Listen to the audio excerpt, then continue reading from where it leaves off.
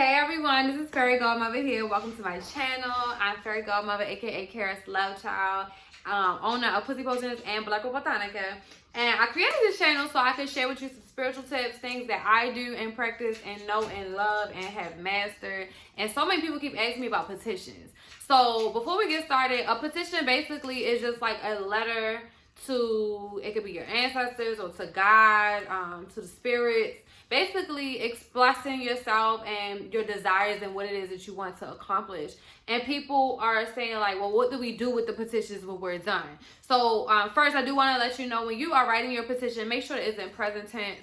You know, I usually start my petitions with just gratitude. Thank you, you know, for my life. I usually say, thank you, Spirit, for my life. Thank you for da-da-da-da-da. And then I will get into whatever it is that I'm petitioning for.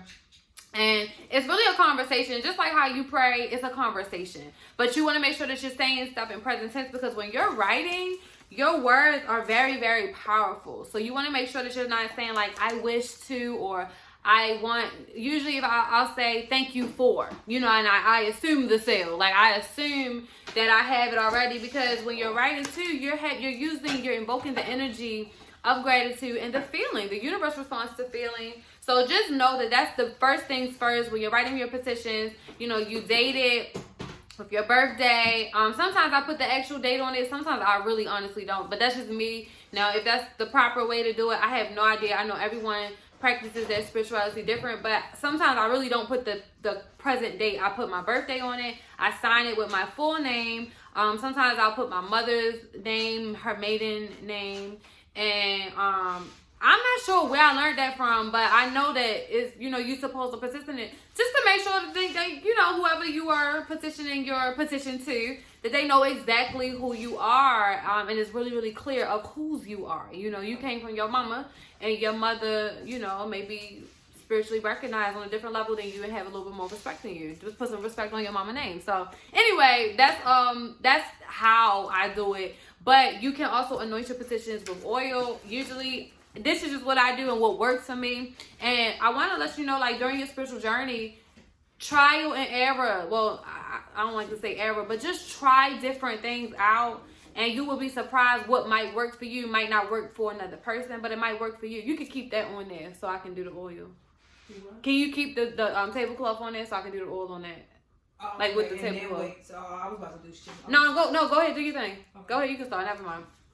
I'll be making, listen. Anyway, so but that's how when I'm doing the oils, I usually do the four corners. Let me get a piece of paper.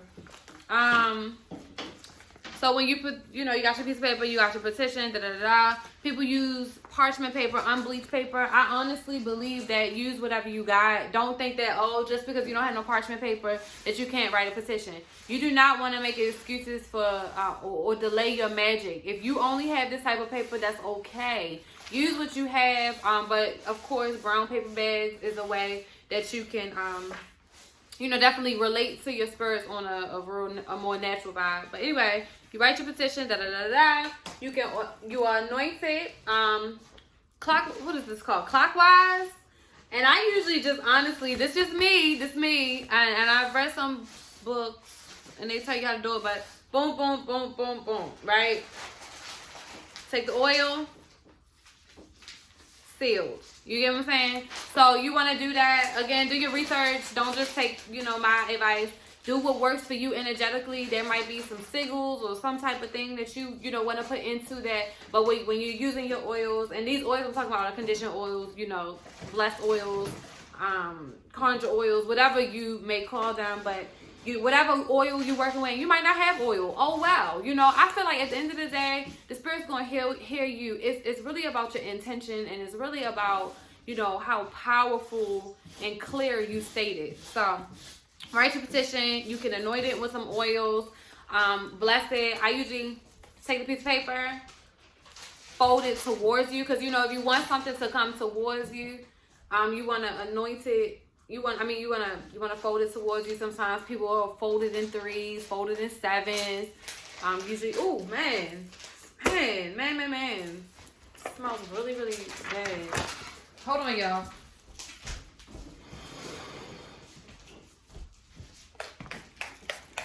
I need this, some Florida water. Anyway, I'm not editing this video. So y'all getting this wrong. Anyway, so you want to fold it towards you. If it's something that you're bringing towards you, you want to fold it away from you. If it's something that you want to dispel or leave or exit. And that's just basic stuff. Like, that's basic anything. Bring it towards you if you want it towards you. Push it away if you want it away. Again, it could get a little bit more intricate. It's completely up to you. Now, when it comes to what you do with the petition after you have worked the petition, it's a couple things that you can do to dispose of them. So, what I like to personally do is if I'm doing candle work, I will put my petition under the candle and just imagine like that's the communication. You're just basically heightening the power of intention with the candle, because when you use the candle, it is for communication, to contact the spirits and get whatever you need. So you can place it underneath. Please make sure it's safe, y'all. The surface is flat. The petition is flat. The candle is flat. Like, don't just be careful. Do it use your own discretion. But we want to practice safety first when we're doing anything. But when it's done, candles finished burning, a lot of times I honestly throw my petitions away. Some of them I keep. You'll know intuitively what to do, but some of them I will really just literally throw it away. Because I know that I am sending it off to do its thing. That's my practice. My stuff works out for me, so that's me. What you can also do is cut it up. You can cut it up and dispose of it, throw it away. You can cut it up and burn it. This is one of my favorite stuff. You can actually cut it up, burn it, and then dress a candle with it, or dress the next candle with it, so those ashes can be inside of the candle. Ooh, I just love that. You can also put it in a plant. This is one of my favorite ones too. If it's something that you're growing on a continuous basis, like maybe your finances or prosperity works, you can choose a plant that just, some plants you might have a connection with, and some plants you might not have a deep connection with, and you still figuring it out. I don't know, it's a thing.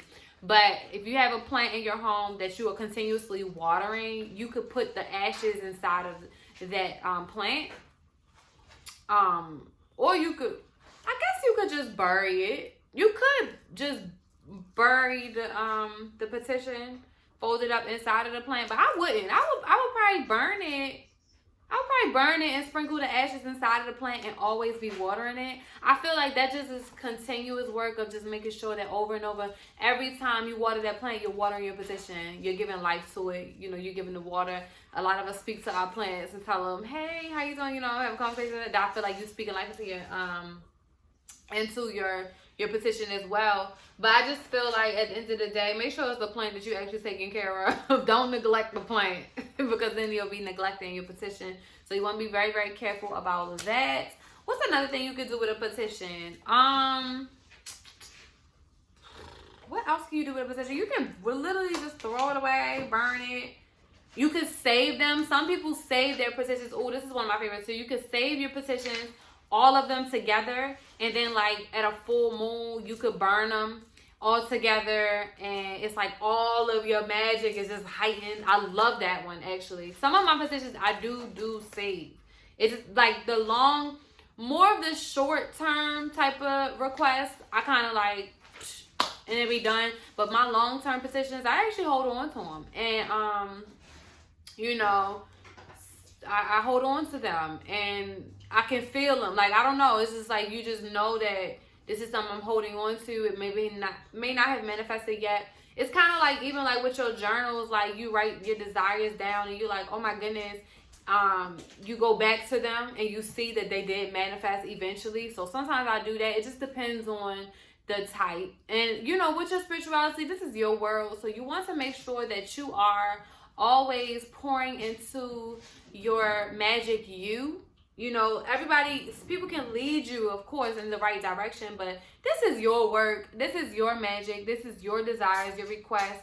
It is definitely methods to it, but you always want to tailor it to what your spirit is telling you to do. So listen to yourself, listen to your ancestors. I got way more videos to come. I'm excited because I actually put together some topics that a lot of people just ask me all the time. So I'm just like, I'm just going to make a video for it.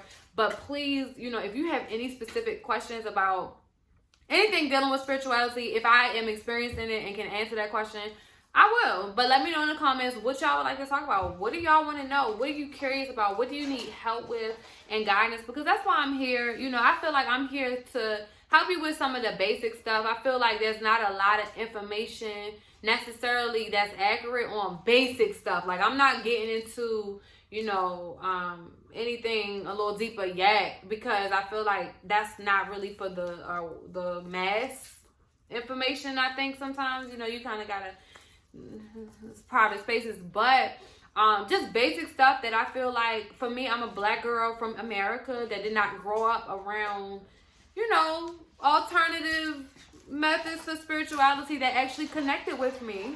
On another tip, I just feel like, you know, some basic information we need access to and we don't have it. So it was 11:11. I feel like it's my time to go.